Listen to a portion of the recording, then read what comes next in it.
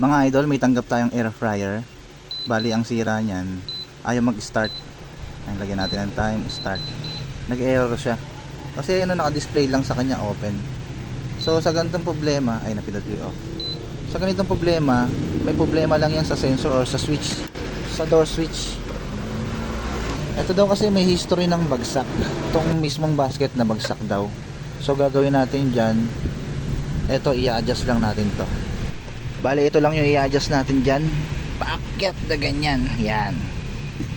Medyo lubog to eh. Ito kasi meron kasi yung switch dito. Ayan o. Ayan. Kung mapapansin nyo. Pag tinamaan to, ayan, nawawala yung display niya na open. So let's go. Salang na natin yung kanyang basket.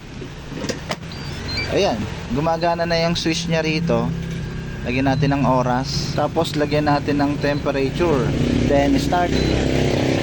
Ayun, nag-relay na siya. Tapos gumagana na yung fan sa likod niya.